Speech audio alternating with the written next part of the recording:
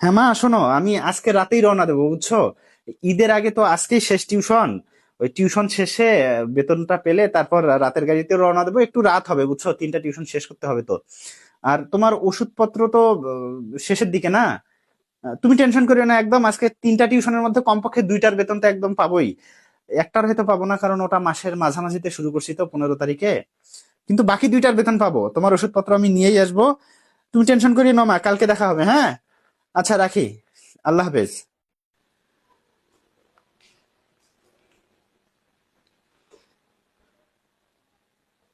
আরে, দরজায় তালা কেন? আমাকে তো কিছুই বললো না। চলে গেল নাকি গ্রামে? টিউশনির বেতনটা তো এখনো দেয় নাই।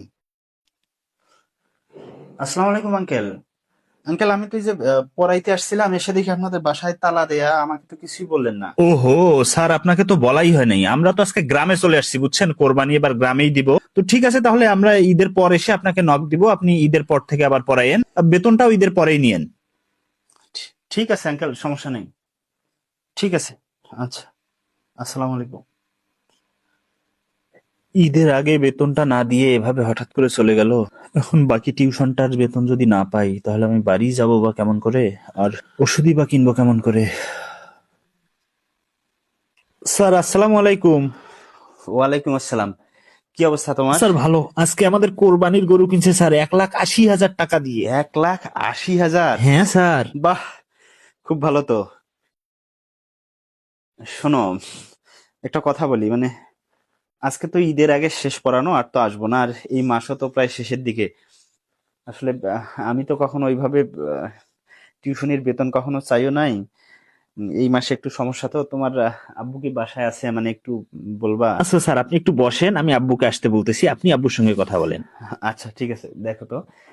এবারে গরুর বাজারের যে অবস্থা, স্যার ভালো আছেন? হ্যাঁ, আলহামদুলিল্লাহ ভালো আছি আঙ্কেল। আপনি ভালো আছেন? হ্যাঁ আছি। স্যার, আপনি কি আগামীকাল পড়াতে আসবেন? আঙ্কেল, আগামী পরশু দিনই তো ঈদ। কালকে কিভাবে আসবো বলেন? আমি তো আজকে রাতে একটু গ্রামের বাড়িতে যাব। ও, তাহলে আপনার বেতনটা তো আজকে দিতে পারতেছি না স্যার। আজকে এই যে গরু টরু কিনে আরো সংসারের কত খরচ, ঈদ বলে কথা, বুঝেনি তো। আপনি তাহলে ঈদের পরে আসেন, ঈদের পরেই বেতনটা দিয়ে দেই। ও, আর তাছাড়া আপনার এই মাসটা তো এখনো শেষ হয় নাই, আজকে তো কেবল 27 তারিখ, আরো তো 3 দিন পড়ানোর বাকি ছিল। যাই হোক, ঈদের পর আসেন, পুরা বেতনটাই দিয়ে দেবো। ঠিক আছে আঙ্কেল, সমস্যা নাই। ঠিক আছে, ঈদের পরেই দিয়েন।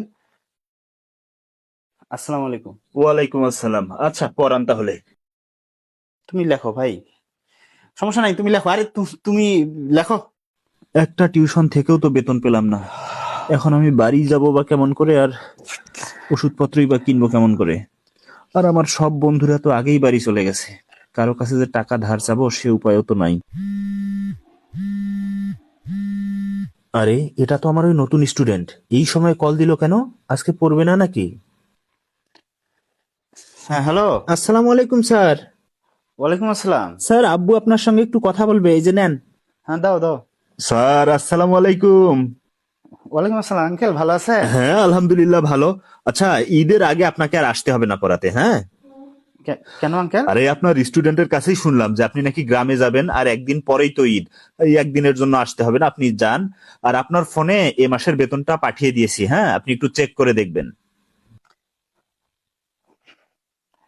আঙ্কেল, ওকে তো আমি মাত্র 15 তারিখ থেকে পড়ানো শুরু করছি, এখনো তো মাস হয়ই নাই, এত তাড়াতাড়ি বেতন দিলেন যে? আরে, আগে দিলেও দেয়া লাগবে, পরে দিলেও দেয়া লাগবে। পরেরটা না হয় একটু দেরি করেই দেবো, ঈদের আগে তো অনেকেরই টাকা দরকার হয়। সমস্যা নাই, আপনি আসেন, ঈদের পর দেখা হবে। আপনাকে অগ্রিম ঈদ মোবারক। Thank you uncle, thank you. আচ্ছা আঙ্কেল, আর ঈদের পর আমি এসেই আপনাদের সঙ্গে দেখা করব এখন। আহ, ভালো থাকবেন, আর আমার জন্য দোয়া করবেন। আসসালামু আলাইকুম। ওয়ালাইকুম আসসালাম।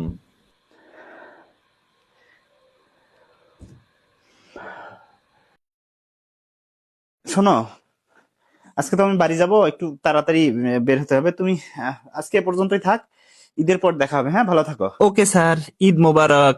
ঈদ মোবারক।